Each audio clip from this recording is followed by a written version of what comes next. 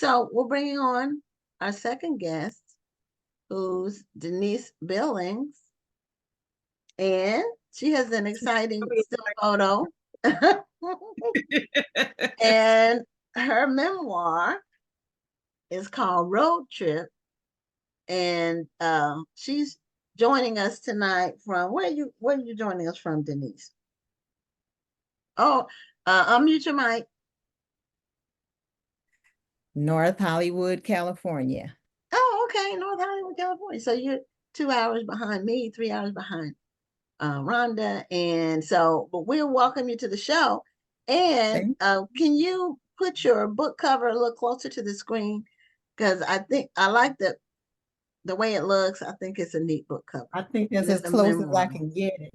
Oh, is it stuck to something? Well, do you have your book here?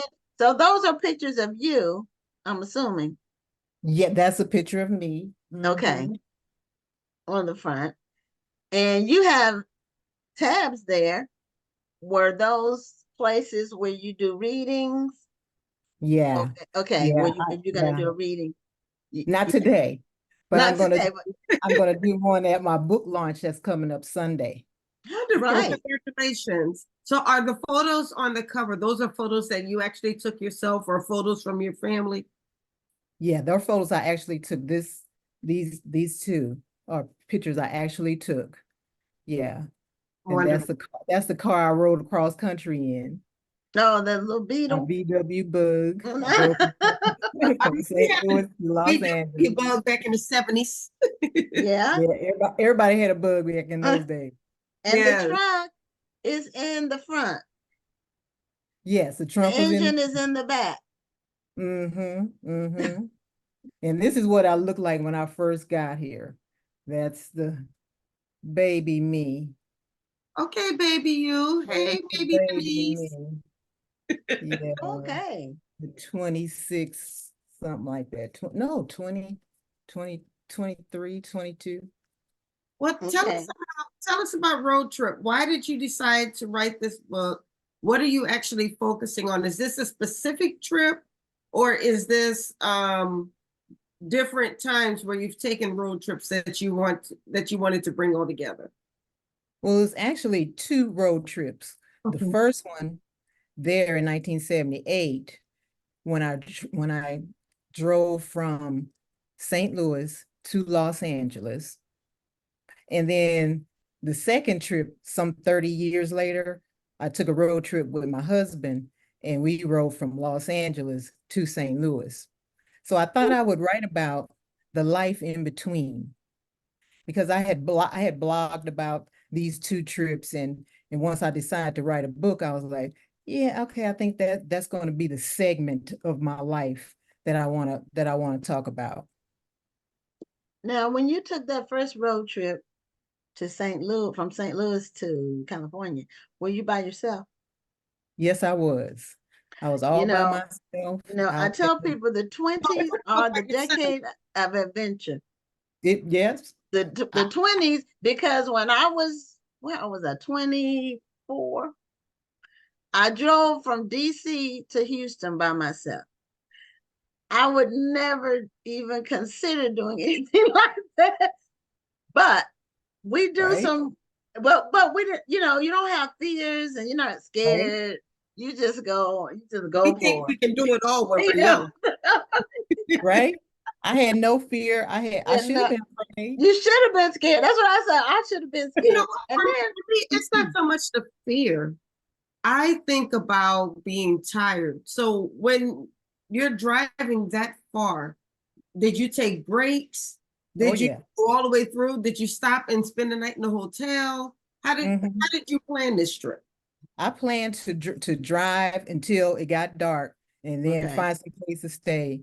And so that's what I did it took 5 nights.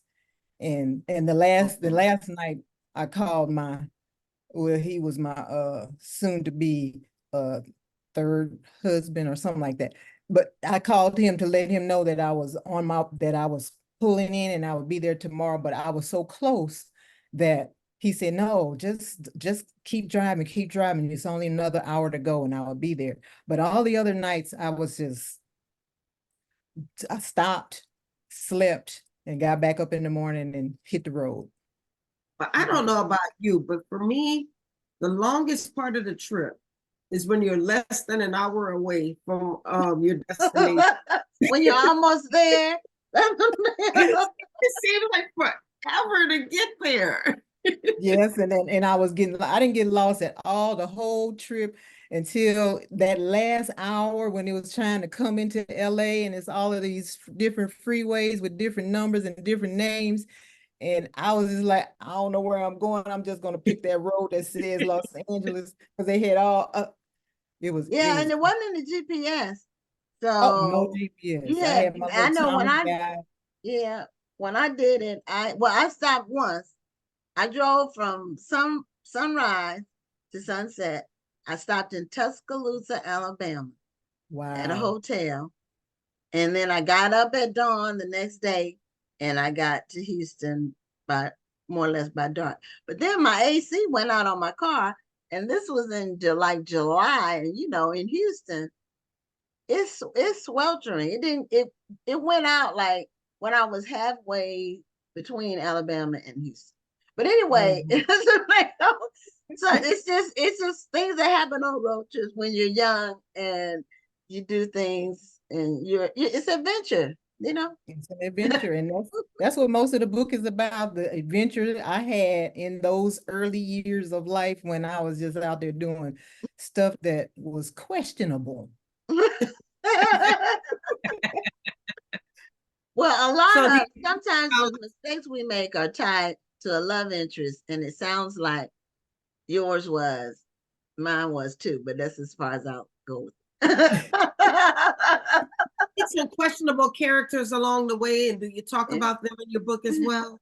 Yes, I talk about the questionable choices I made in men, Mm, and those that various and sundry love interests, because that trip was to go and live with a guy, and I was like, okay, I'm just gonna live with you until I get a job, and then that's what I should have done, but I didn't mm, do that. That didn't happen. mm. More happened. We eventually I got pregnant, and then we got married, and then we got divorced, and then yeah.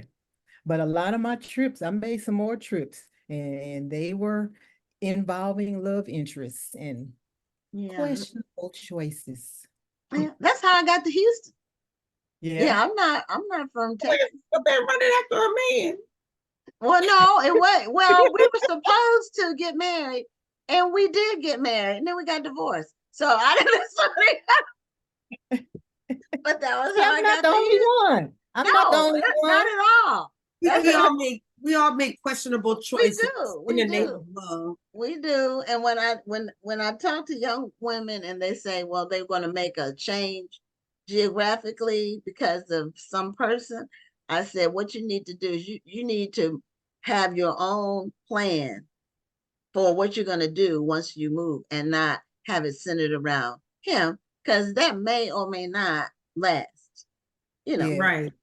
it's very So likely that it it won't. won't, but you don't want to discourage them, Yeah. you don't want to be too negative because then people reject what you're saying in total. Mhm, But mhm. now somebody said that Tony Bonita said at 21 she drove from Birmingham to California. See, so, it was a bunch so of us on the road. It was a bunch of at us on the 20, road. yeah, Y'all yeah, can have that was yeah. That's something that people do, you know. But it's I good to barely have that I barely outlook. want to drive to Virginia. And that's only about an hour away, depending on traffic. Well, that's because you all have so much traffic. But I like road trips like extended where I'm on the road and I'm out on the highway and it's not near a big city. I'm not having to Outside go of the through city big city. traffic, outside of the Right, city traffic. right. Yeah, Where you yeah. get to see scenery and Mhm. it's only a few cars on the interstate and you can Right. take your time and not be stressed. But when you go through the city, that's where the stress comes. And Atlanta is the worst, I think, because there's really no way to get around Atlanta and get through there if you're going north or south that way. if you, I've tried going around Atlanta, but it's just takes too long. You have to go too far out of the way. So you just have to bite the bullet. So tell us about, and I like that you did a memoir that had two specific points in your life as the anchors for the story. So you don't start with I was born whatever. I was You born a start. poor black child. No. No, I didn't go there. But I do. Of a sharecropper. Right, I didn't take you there. But it just came naturally as I began to learn how to write and start working with the writers workshop that I belong to, the Longwood Writers Workshop. Shout out to Longwood. Um, it felt so natural to just this was the full arc of the story. Mhm. And it was so, this road trip was so different from the other road trip. I was crazy and hungry and tired and all that stuff. And driving through snowstorms where I couldn't see and scared in the night. My mother, I had this uh canopy bed, and I had grown out of it. And when I left home for this trip, I was finished with college. I was out of college a couple years, but my mother still had the posts from that canopy bed. So when I told her I was getting ready to go, she said, "Here, take this, and this will be your protection." Because I was like, what do I need this for? It's for protection. So if something happened to me, I was going to take that bedpost and crack somebody upside the head. That was my that. But I didn't understand why she thought I needed that. But yeah, of course I needed a young woman out on the road by herself. Right. Yeah. I didn't tell my parents I did it. They would have been they would My have mother been gave me some trying chicken themselves. and hit the road. But I didn't, I lived in a different city, so uh that I didn't Oh, so tell. you I didn't didn't leave tell them at the from time. there. Yeah, I yeah. told them that after like years later. Mm-hmm. Mm-hmm. Not at the time. Because they would have tried to stop you. Yes, they would have tried to change our mind and say, that's nuts, which it really was. But Yeah. um, Mm-hmm. you don't want to listen at that, it's the decade of adventure. The 20s are the decade of adventure. If you can Mm-hmm. make it through there without like making like huge mistakes that are life Without, altering. without killing yourself or Right. lining up in jail. Right. Mhm. Then you really do learn from it. And you can look back on some things and say, there before the grace of God go I. Mm-hmm. Mm-hmm. Think Do you God still was looking like out for taking you. road trips? Say again. You still like taking road trips? Do you still want to jump in the car and drive? I I don't. still like to drive. I do still like to drive. And that's when I learned that I liked to drive on that road trip, that first road trip. But Mhm. now, no, you have to take too much stuff because I'm old. You guys are still young, but I got to take medication. I got to take, 2 or 3 pair of glasses. It's too much to pack to take a road trip now. It's just too much. Well, I can't wait to go on another one. We're hoping to go on one next summer. A couple of summers ago, my husband, my sister, and her husband went on a road trip from here to California. And we took I-10 going west, and we took I-40 coming back east. And it was just beautiful. That's what I like about road trips. When you get out away from the city, you get to see the natural topography in the area, and that Arizona, New Mexico, that California, that it's some Yeah, amazing scenery. It's that's just where we went through on that trip back. Yeah. okay. And it was so much different because we had a nice big Cadillac SUV. I had the husband Nice. with me who knows how to read a map and has a sense of direction. And I took big stuff like I had a copier printer I wanted to take to my niece. I had some artwork I wanted to take to my other niece. And so we couldn't take all that stuff on an airplane, but we could pack it all in that Cadillac. And that was a good road trip, Yeah. except for the part when I was coming back, and when we were coming back, and we were in some white state. I forget where we were, but it was a big ruddy uh highway patrolman who pulled me over because he said I didn't signal, because we were going through this thing where the trucks have the toll booth. We went through the toll booth, and Okay. the and so as we were leaving the toll booth, I just swooped across 4 lanes because we were the only ones there. We were the Mm. only ones there. And so, but oh no, he stopped me, he pulled me up, he flashed the lights, he did all the works. And I was so scared. I said, Earl, my husband, I was like, we gonna go to jail. And I forget where we were, a white state. I forget where we were. And Idaho. Where you? you were white. That's one of And, them. and, New Mexico. So No, New Mexico has a lot of native people. but I forget. That's But he made me get out of the car.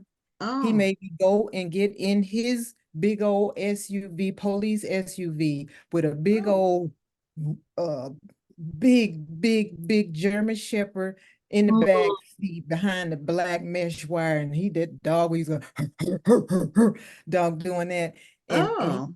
got me in that car, and I was so scared. I was so scared. I was trying to look him in the eye so he would know that I'm telling the truth on all of these questions. Yes, sir. Yes, sir. Yes, sir. And then he asked me to make and model of the car, and I was like, I don't know. I don't know. I just Is drive it. I you a put gas blank? in it. That's all I know. And he was so disgusted with me. But I was just, so then he went back, got out the car, went and talked to my husband. He's like, she don't know the make and model. And my husband said, well, are you married? He was like, yeah, I got a wife. She don't know that car stuff either.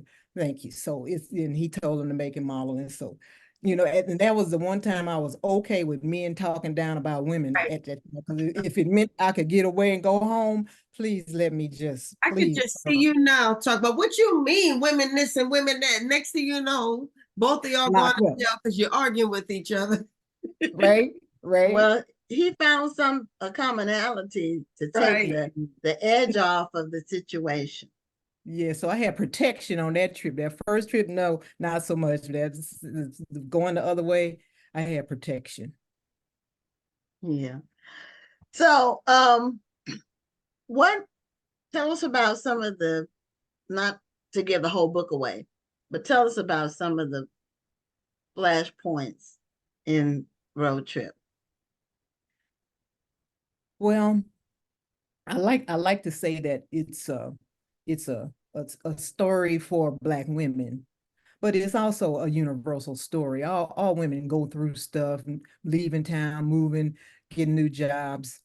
Um, all women go through some, not all, but some women have to endure physical violence.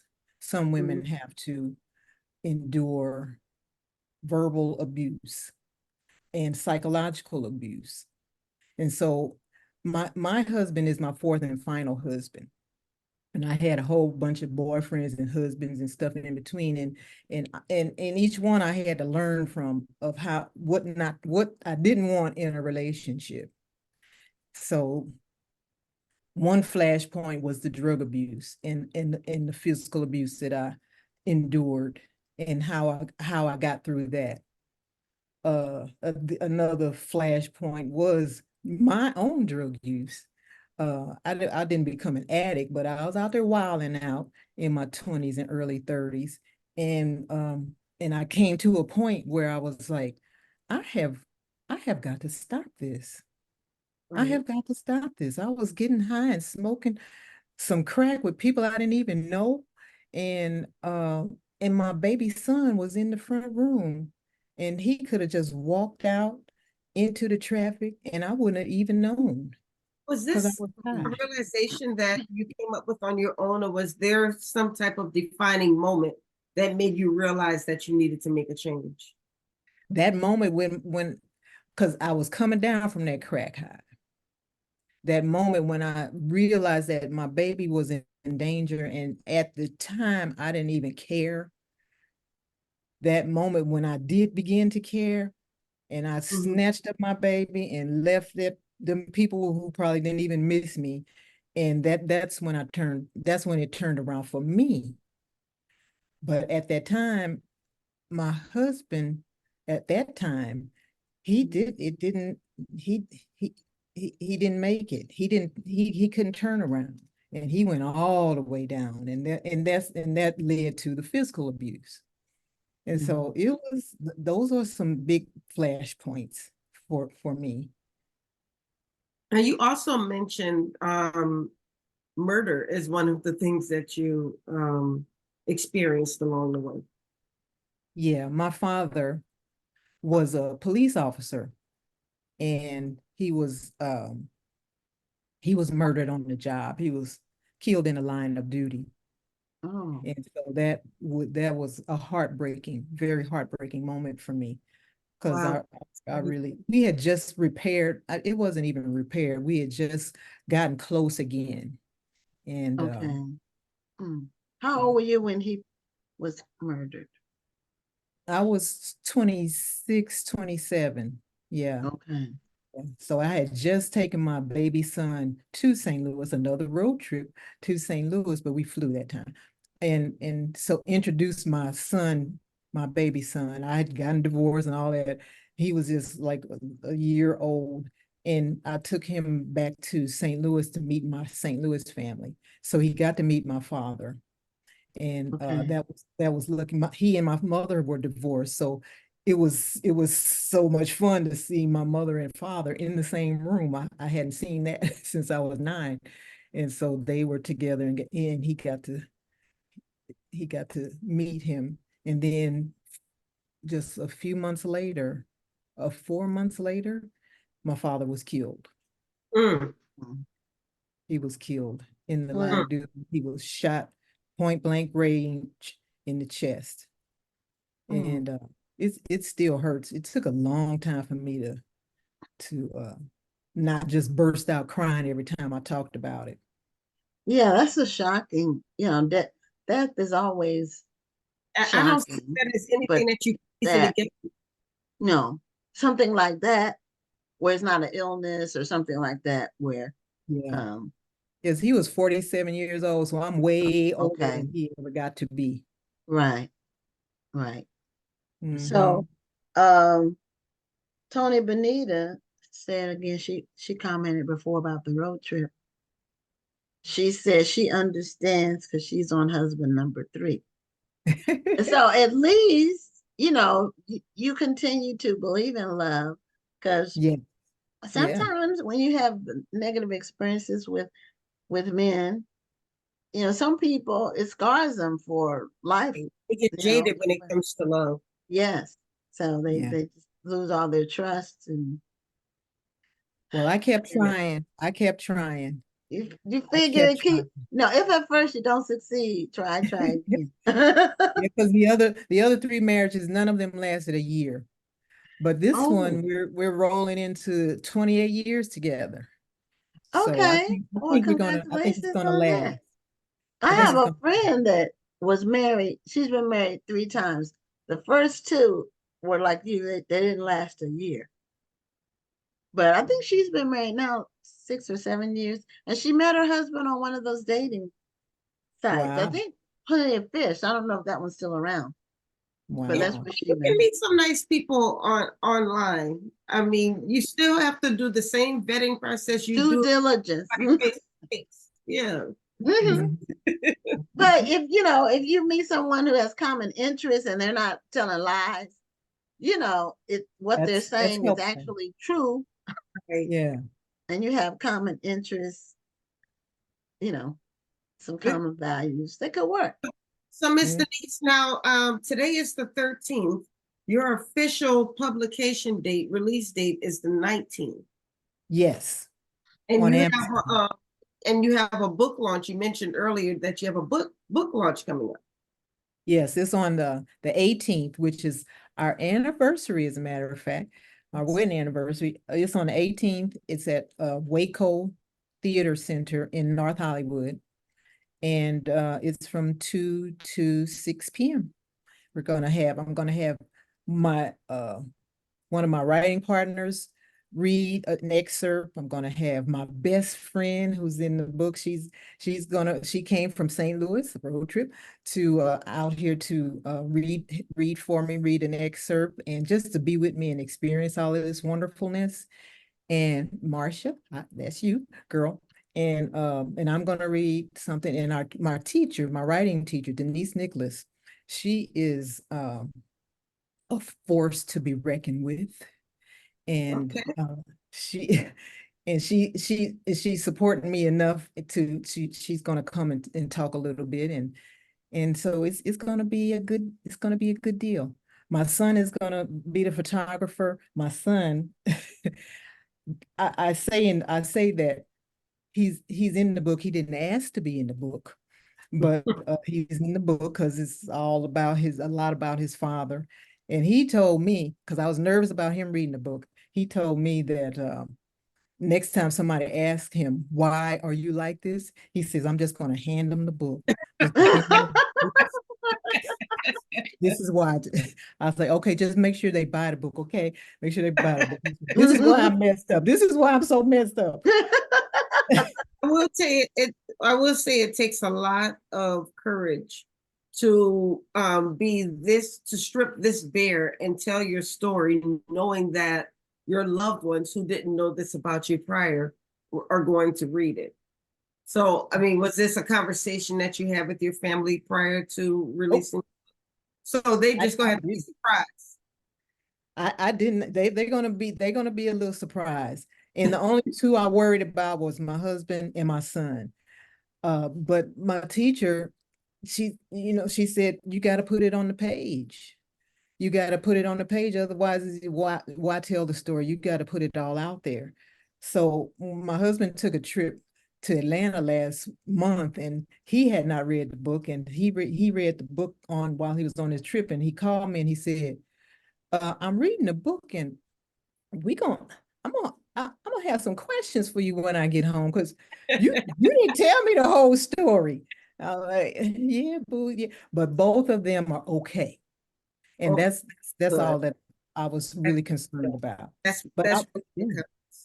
Well, I, Miss Denise, it was a pleasure talking with you. Congratulations on your thank new book. And best wishes on your book launch. I hope that you get to sell as many as you want to. So we did put the link to your website in the chat. thank So you. people can go and support this book.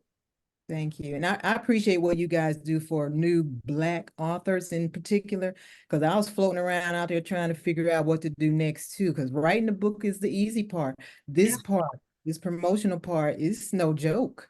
And when they say self-publish, they mean self. You doing all of the self stuff in it yourself. Yeah, So I that's appreciate true. what you do. It was very, very helpful for me. Thank Okay, you. And it was well, wonderful wonderful. talking with you. Thank you. All right. Oh, okay. Well, have a great evening. Thank you. You too.